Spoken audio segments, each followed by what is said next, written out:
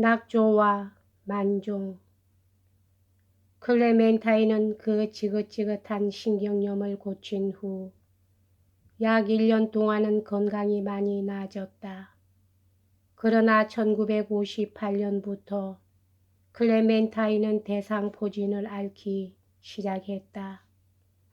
이 병은 서서히 그리고 발작적으로 발생했으나 1958년 8월에 있었던 모로코에서의 즐거운 휴일을 거의 다 망쳐버렸다.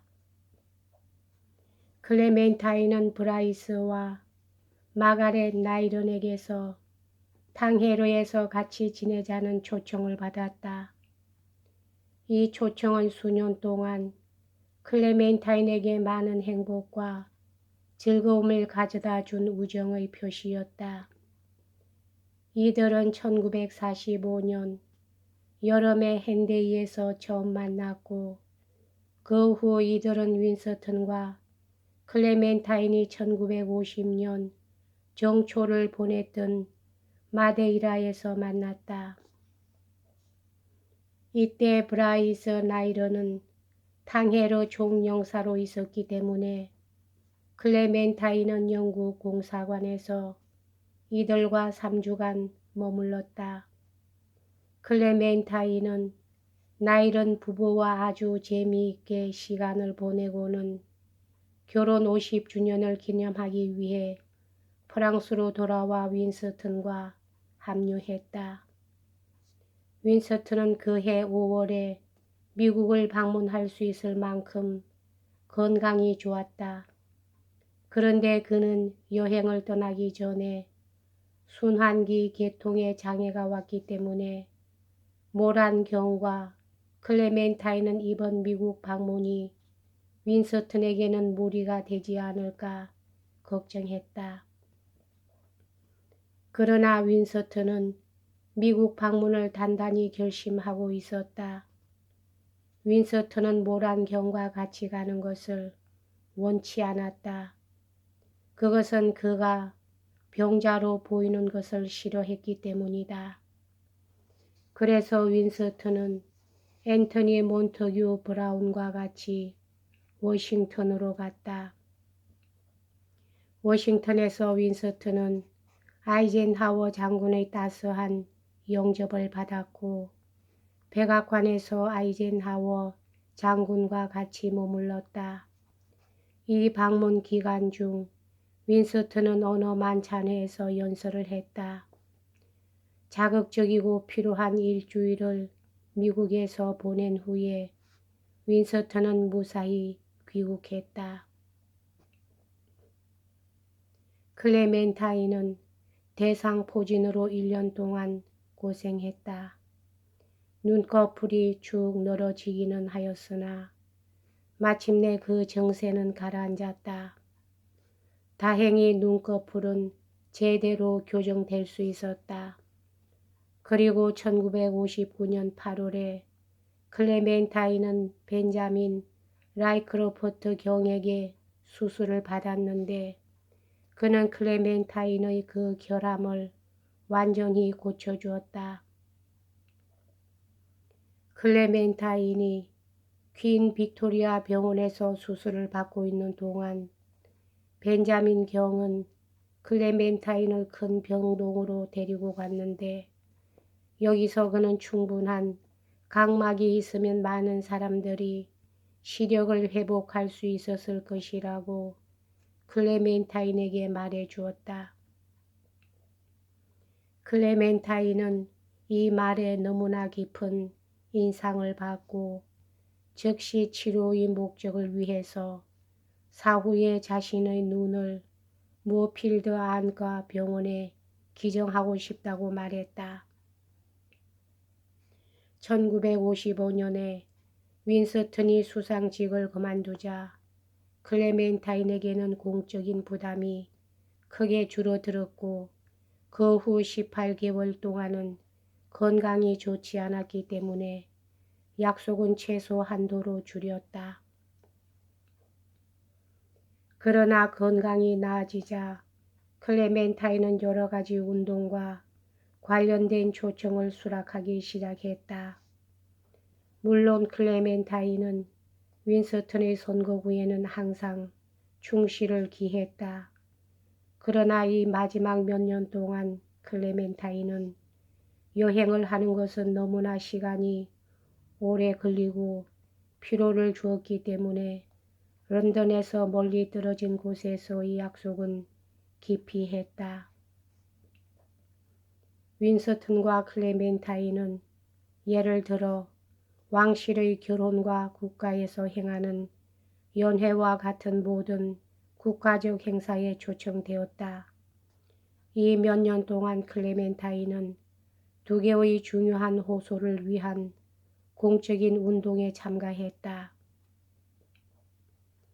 세계 난민의 해에 점하여 클레멘타인은 1959년 크리스마스 계절에 라디오로 호소를 했는데 이때 48,000파운드가 모금되었다.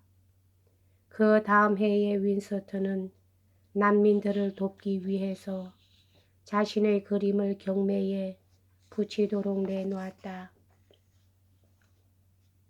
2년 후에 클레멘타인은 케임브리지 여자 대학인 뉴홀을 건립하였는데 필요한 자금을 호소하는 데 자신의 이름을 사용하라고 빌려주었다. 클레멘타인은 버크 햄스테드 학교 시절부터 여성을 위한 기회를 마련해 줄 필요가 있음을 강력하게 느껴왔다. 그러나 이제 클레멘타인은 나이와 건강 때문에 이름을 불려주는 것 이상의 일은 할 수가 없었다. 그러나 뉴홀 협의회의 의장은 클레멘타인의 지지와 후원은 굉장한 도움이 될 것이라고 클레멘타인에게 확신시켜 주었다. 이보다 1, 2년 전에 클레멘타인은 캠브리지의 처칠 대학을 여성들에게 또 개방하도록 보장하는 데 있어서 자신의 영향력을 행사했던 것이다. 윈스턴은 처칠 대학 이사회의 자리에서 말했다. 나의 아내 클레멘타인은 여자들도 처칠 대학에 입학되어야 한다고 생각하고 있는데 나도 동감입니다. 이렇게 해서 처칠 대학은 남자와 똑같은 조건으로 여자도 입학할 수 있는 최초의 대학이 되었다. 그러나 클레멘타인은 일생 동안의 결혼 생활을 통해서 가정을 꾸려나가는 것에 1차적인 우선권을 부여했었다. 클레멘타인의 완전 무결에 대한 기준은 일생 동안 변하지 않았으며 세부적인 것에 주의를 기울이는 것도 변하지 않았다. 따라서 좋은 하인을 얻기는 어려웠다. 물론 20년 이상이나 우리들과 같이 있었던 랑데말의 부인과 윈스턴이 사망할 때까지 운전기사로 있었던 블록 같은 충실한 사람도 있었다. 그러나 이런 사람들을 제외하면 다른 고용인들은 그다지 오래 머무르지 않은 셈이었다. 또 그들은 차트웰과 하이드파크 게이트를 왔다 갔다 하는 것을 항상 싫어했다. 물론 윈스턴이 오랫동안 외국에 가 있는 경우도 있으나 클레멘타인이 윈스턴보다 시간을 집에서 더 많이 보냈기 때문에 두 집이 다 문을 닫는 경우는 드물었다. 그런데 클레멘타인이 이제 나이가 70대에 들었었고 자기의 몸이 약하다는 것을 고려하면 집 안팎에서 자신에게 가해지는 생활의 요구로부터 가끔 위압을 당했다는 것은 놀라운 일이 못 되었다. 차트웰이 또다시 윈스턴과 클레멘타인의 시골에서의 생활 근거지가 되었던 1955년도 이후에 윈스턴과 클레멘타인은 이 해의 대부분을 런던보다는 차트웰에서 보냈다. 그들은 1962년까지 크리스마스와 설날은 항상 차트웰에서 보냈다. 그리고 점차 윈스턴은 더욱더 자주 외국을 방문했으나 영국에 있을 때에는 주말은 꼭 차트웰에서 보냈다. 그리고 시간이 흘러감에 따라 주말은 더욱더 길어져서 금요일부터 월요일까지의 주말이 목요일부터 화요일까지 되었다.